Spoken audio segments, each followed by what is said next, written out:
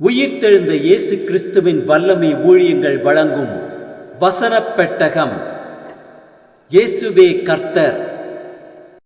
இயேசுவையே தேவன் ஆண்டவரும் கிறிஸ்துவுமாக்கினார். இயேசுவே ராஜாதி ராஜா, கர்த்தாதி கர்த்தா. கிறிஸ்துவே மரித்தோர் மேலும் ஜீவனுள்ளோர் மேலும் ஆண்டவர்.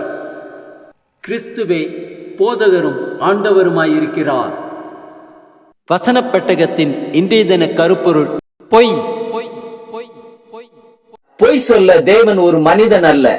கொலோசியர் 3:9 வாசிக்கிறோம், ஒருவருக்கொருவர் பொய் சொல்லாதிருங்கள், பழைய மனுஷனையும் அவன் செய்கைகளையும் களைந்து போடு.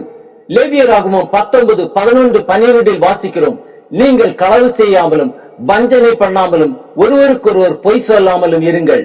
என் நாமத்தை கொண்டு பொய்யானை இடுகிறதுனால் உங்கள் தேவனுடைய நாமத்தை பரிசுத்த குலைச்சலாக்காமலும் இருப்பீர்களாக, நான் கர்த்தர். நீதிமொழிகள் 13:5 வாசிக்கிறோம், நீதிமான் பொய் பேச்சை வெறுக்கிறான், துன்மார்க்கனோ வெட்கமும் லட்சியம் உண்டாக்குகிறான். நீதிமொழிகள் 14:25 வாசிக்கிறோம், மெய்சாட்சி சொல்லுகிறவன் உயிர்களை ரட்சிக்கிறான், வஞ்சனைக்காரனோ பொய்களை ஊதுகிறான். யோவான் 8:44 வாசிக்கிறோம், பிசாசானவன் ஆதி முதற்கொண்டு மனுஷ கொலை பாதகனாய் இருக்கிறான், சத்தியம் அவனிடத்தில் இல்லாதபடியால் அவன் சத்தியத்திலே நிலை நிற்கவில்லை. அவன் பொய்யனும் பொய்க்கு பிதாவுமாய் இருக்கிறபடியால் அவன் பொய் பேசும்போது தன் சொந்தத்தில் எடுத்து பேசுகிறான்.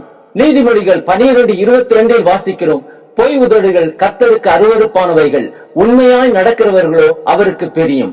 நீதிமொழிகள் 19:9 வாசிக்கிறோம், பொய் சாட்சிக்காரன் ஆக்கணிக்கு தப்பான், பொய்களை பேசுகிறவன் நாசமடைவான். நீதிமொழிகள் 21:6 வாசிக்கிறோம், பொய் நாவினால் பொருளாசை சம்பாதிப்பது சாவை தேடுகிறவர்கள் விடுகிற சுவாசம் போலிருக்கும். நீதிமொழிகள் 30:6 வாசிக்கிறோம், அவருடைய வசனங்களோடு ஒன்றையும் கூட்டாதே, கூட்டினால் அவர் உன்னை கடிந்து கொள்வார், நீ பொய்யனாவாய். நீதிமொழிகள் 30:8 வாசிக்கிறோம், மாயையும் பொய் வசனிப்பையும் எனக்கு தூரப்படுத்தும், தரித்திரத்தையும் ஐஸ்வர்யத்தையும் எனக்கு கொடாதிருப்பீராக.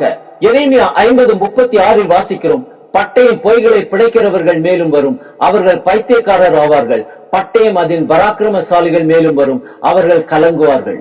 அப்போஸ்தலர் 5:3-5 வாசிக்கிறோம், பேதுரு அவனை நோக்கி, அனனியாவே, நிலத்தின் கிரயத்தில் ஒரு பங்கை வஞ்சித்து வைத்து பரிசுத்த ஆவியினிடத்தில் பொய் சொல்லும்படி சாத்தான் உன் இதயத்தை நிரப்பினதென்ன? அனனியா இந்த வார்த்தைகளை கேட்கவே விழுந்து ஜீவனை விட்டான். 1 யோவான் 2:4 வாசிக்கிறோம், அவரை அறிந்திருக்கிறேன் என்று சொல்லியும் அவருடைய கற்பனைகளை கை கொள்ளாதவன் பொய்யனாயிருக்கிறான், அவனுக்குள் சத்தியம் இல்லை. 1 யோவான் 2:22 வாசிக்கிறோம், இயேசுவை கிறிஸ்து அல்ல என்று மறுதலிக்கிறவனே இல்லாமல் வேற யார் பொய்யன்? பிதாவையும் குமாரனையும் மறுதலிக்கிறவனே அந்தி கிறிஸ்து. வெளிப்படுத்தின விசேஷம் 21:8 வாசிக்கிறோம், பயப்படுகிறவர்களும் அவிசுவாசிகளும் அருவருப்பானவர்களும் கொலைபாதகரும் விபச்சாரக்காரரும் சூனியக்காரரும் விக்கிரகாராதனைக்காரரும் பொய்யர் அனைவரும் 2ஆம் மரணமாகிய அக்கினியும் கந்தகமும் எரிகிற கடலிலே பங்கடைவார்கள். வெளிப்படுத்தின விசேஷம் 21:27 வாசிக்கிறோம், தீட்டுள்ளதும் அருவருப்பையும் பொய்யையும் நடப்பிக்கிறதுமாகிய ஒன்றும் அதில் பிரவேசிப்பதில்லை, ஆட்டுக்குட்டியானவரின் ஜீவ புஸ்தகத்தில் எழுதப்பட்டவர்கள் மாத்திரம் அதில் பிரவேசிப்பார்கள்.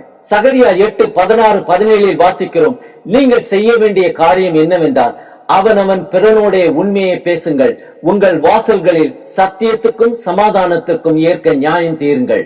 ஒருவனும் பிறனுக்கு விரோதமாய் தன் இருதயத்தில் தீங்கு நினையாமலும் பொய்யானையின் மேல் பிரியப்படாமலும் இருங்கள், இவைகளையெல்லாம் நான் வெறுக்கிற காரியங்கள் என்று கர்த்தர் சொல்லுகிறார்.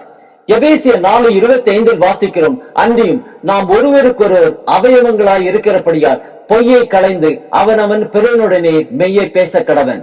ஆம், அவனவன் பிறனுடனே மெய்யை பேச கடவும், கர்த்தருடைய ராஜ்யத்தை சுதந்தரித்துக் கொள்வோம்.